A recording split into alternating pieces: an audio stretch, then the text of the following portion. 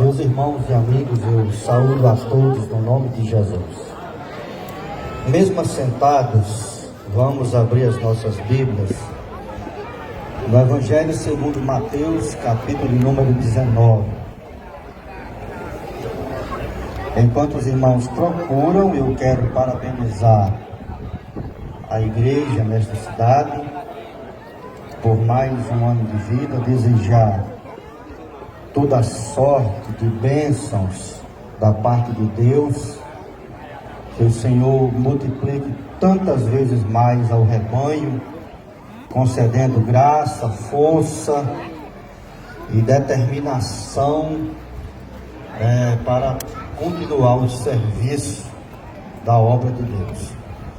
Evangelho de Mateus, capítulo de número 19, a gente vai ler alguns versículos a partir do de número 16. O texto diz assim: E certo jovem, aproximando-se, perguntou, Mestre, que farei eu de bom para alcançar a vida eterna? Respondeu-lhe Jesus: Por que me perguntas acerca do que é bom? Bom só existe um. Se queres, porém, entrar na vida, guarda os mandamentos. E ele lhe perguntou: Quais? Respondeu Jesus: Não matarás, não adulterarás, não furtarás, não dirás falso testemunho, honra ao teu pai e à tua mãe, e amarás o teu próximo como a ti mesmo. Replicou-lhe o jovem: Tudo isso eu tenho observado desde a minha mocidade. O que me falta ainda? Disse Jesus: Se queres ser perfeito, vai, vende os teus bens, dá aos pobres, e terás um tesouro no céu. Depois vem e segue-me. Tendo ouvido, porém, esta palavra, retirou-se triste, porque ele era dono de muitas propriedades. Pode-se assentar, os que estão em pé e podem assentar-se. Eu gostaria de alguns minutos da sua atenção, meu querido ouvinte da palavra de Deus. Nos evangelhos está registrada a história de muitos encontros de muitas pessoas com Jesus. A maioria das histórias, elas são semelhantes. Todavia, essa em particular, ela difere no seu arranjo, no seu conteúdo e no seu desfecho das demais histórias. E essa história em particular, ela abarca, ela engloba a maioria das pessoas que aqui estão, se não todas, em alguns dos aspectos que está contido na história desse rapaz. Esse rapaz alcançou, ainda jovem, o que muita gente passa a vida inteira lutando para alcançar. Tem gente que luta tanto que esquece de viver, e quando vai por fim abrir os olhos, notou que perdeu a sua vida inteira lutando por uma coisa que nunca alcançou, ou que, se alcançou, lhe trouxe muitos prejuízos no final da sua vida.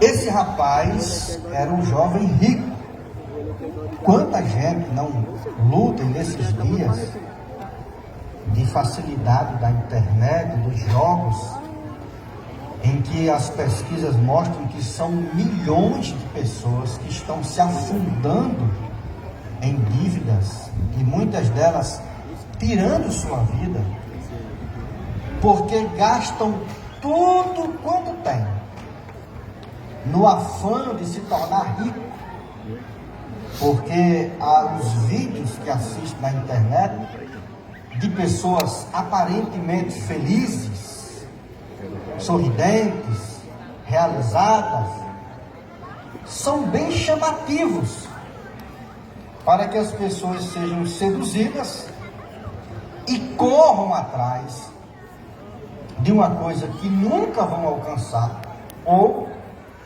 de alguns que alcançam essas coisas de maneira espúria, de maneira errada. E os que assim alcançam a riqueza, mais cedo ou mais tarde serão alcançados pelos prejuízos que são inerentes a uma riqueza mal adquirida. Mas não é o caso do rapaz aqui. Ele ou era um herdeiro, porque ainda era muito jovem, ou ele era um rapaz que começou a trabalhar cedo. Então era um jovem que era rico. Quantos jovens não sonham na riqueza para poderem, na sua ótica, usufruírem a sua vida da maneira que é pintada, né? Que o mundo pinta, que o sistema pinta, que um jovem deve aproveitar a sua vida. Aqui em Caraúbas, há muitos anos, eu visitei uma moça. Acho que Gustavo estava comigo, Arthur, em memória, evangelista Milton, algum desses meninos estavam comigo. E ela tinha 22 anos. Estava com AIDS. E por causa da AIDS, outras enfermidades acometeu. Ela estava na cama, não falava mais, não andava. Tudo que ela fazia era pela mão da mãe dela, pelas mãos da mãe dela. E eu perguntei a ela, depois de um bom tempo, pensando no que ia dizer, eu fui quem levei ele para eu disse, quantas vezes a mãe disse que não fosse, né? Ela faleceu. E ela começou a chorar. Naquele dia eu mostrei, ela entendeu que as coisas dessa vida, a maioria delas, além de serem prejudiciais, todas, comparado com a vida eterna, são fugazes. São fugazes. Mas esse rapaz era um rapaz ao que a gente nota de boa índole. Por quê? Ele era um homem religioso. Era um judeu, acostumado com a Torá, com o reino, com os ensinamentos da Torá. E a gente não tem como imaginar, mas não tem como assegurar, mas dá para a gente conjecturar que a razão desse rapaz ter ido a Jesus não era somente o fato de se interessar pela vida eterna. Pode ser que seja. Pode ser que depois de ter alcançado todas essas coisas, a jovialidade, uma riqueza sem tamanho, uma vida religiosa milimetricamente regrada, você vê que Jesus cita 6 dos mandamentos do Decálogo, os que são na esfera horizontal, que se diz respeito à vivência interpessoal dos seres humanos, os mandamentos que se relacionam às pessoas, ao meu próximo. E ele disse, eu pratico isso desde a minha mocidade, desde criança. E ao que a gente vê nas entrelinhas do texto, também era um rapaz saudável. Por quê que eu imagino isso? Porque todo mundo que se encontrou com Jesus, que tinha algum tipo de doença ou mazela, era a primeira coisa que dizia, era tratar da sua doença. Não foi esse o caso. Então você vê que esse rapaz está numa categoria acima de quase todos nós. Talvez pouca gente, pouquíssimo, seja igual a ele. Rico, jovem, saúde de ferro e religioso. Talvez pouca gente. Mas alguma dessas características, eu sei que você tem. Então ele chega para Jesus e diz: mestre, o que é que eu posso fazer de bom? Esse é o pensamento de alguém, ou alguém religioso, extremamente religioso, ou alguém extremamente cheio de si. Alguém cheio de si, ele acha que consegue qualquer coisa, e cheio de si e com dinheiro, então pode comprar qualquer coisa. Ele achava que já tinha tudo que tinha, que podia ter de melhor nessa terra, e agora podia barganhar para alcançar a vida eterna. Ou é pensamento religioso, que acha que pelas suas boas obras, pelas suas ações, pelo seu bom comportamento, pelo seu alto currículo religioso, ele pode receber, ele tem o direito de receber o favor de Deus. Ou era alguém cheio de si, que a sua posição lhe garantia barganhar com Deus. Ele disse: o que é que eu posso fazer de bom para alcançar a vida eterna? Eu posso fazer o que, Jesus? Jesus começa trazendo uma explicação que você precisa entender hoje. A questão da vida eterna não é a questão da sua bondade, porque a sua bondade e a minha bondade não são capazes de neutralizar o efeito do pecado nas nossas vidas. É por causa da bondade de Deus. É por isso que Jesus diz: por que você pergunta acerca do que é bom? Ou seja, por que você acha que para alcançar a vida eterna, você consegue barganhar fazendo alguma coisa boa? A vida eterna não se consegue com barganha. Você nunca vai ser suficientemente bom para poder garantir comprar o ingresso da sua vida eterna. Isso é uma questão da bondade de Deus. Aleluia. O apóstolo Paulo, quando escreve aos Efésios, ele diz: mas Deus, sendo rico em misericórdia, e por causa do seu grande amor com que nos amou, nos deu vida juntamente com Cristo. Pela graça sois salvos, não vem de vós, é um dom de Deus, não vem das obras para que ninguém se glorie. Aleluia. Então Jesus começa desmontando o entendimento errado daquele rapaz, e que pode ser o seu entendimento nessa noite, meu querido amigo. Você pode ter chegado aqui e quando vê os cânticos, quando vê as apresentações, quando começa a notar as coisas, você diz: eu me enquadro no meio de tudo isso. Eu sou uma pessoa digna disso, porque eu fico só de casa para o trabalho, do trabalho para casa, e vou na igreja regularmente para acertar as minhas questões religiosas. Esse rapaz era mais do que você. Jesus disse: só tem um que é bom para garantir vida eterna, só Deus.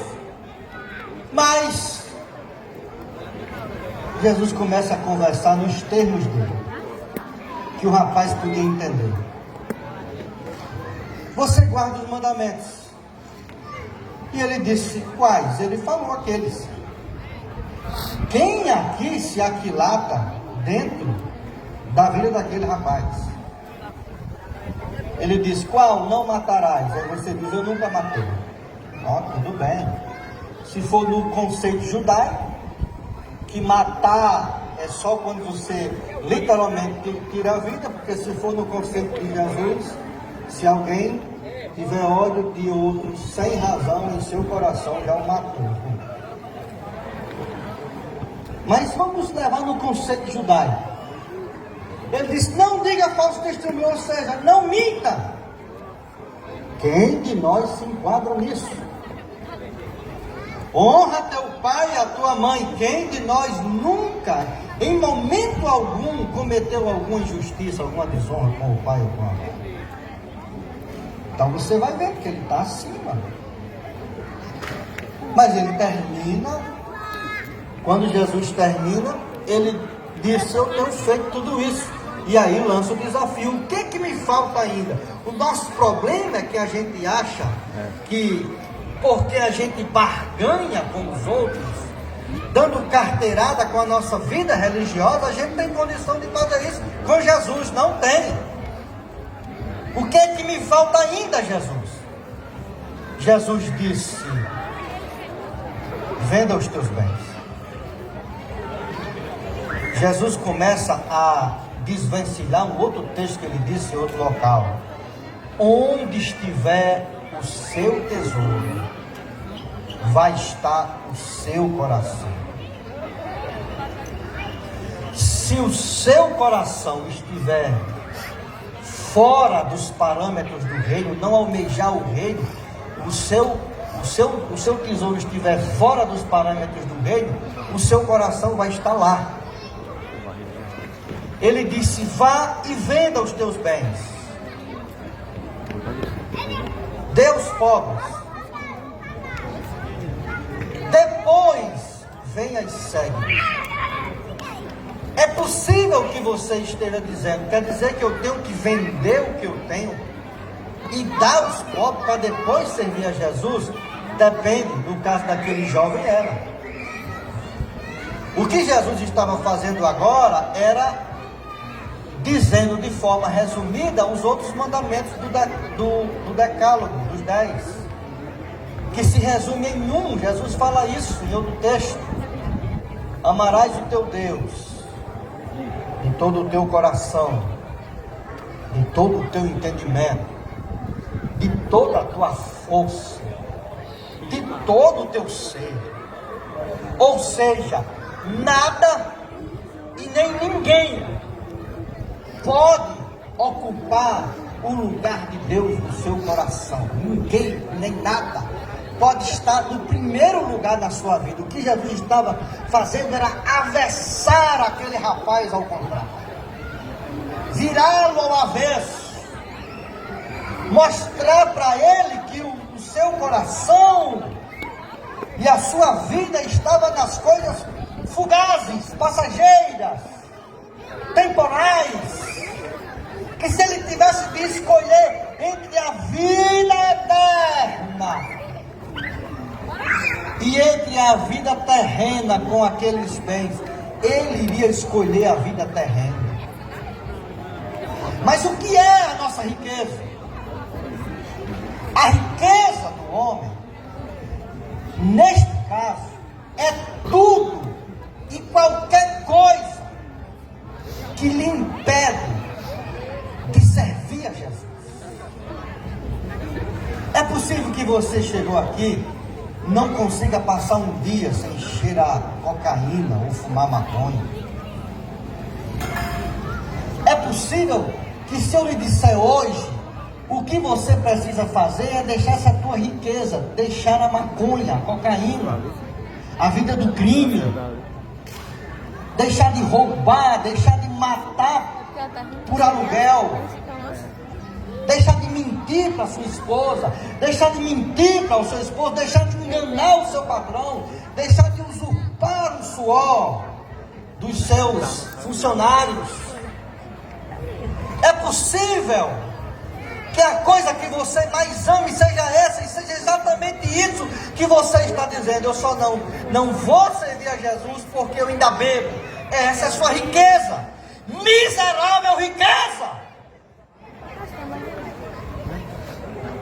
Aquele homem estava pegado a muitas propriedades.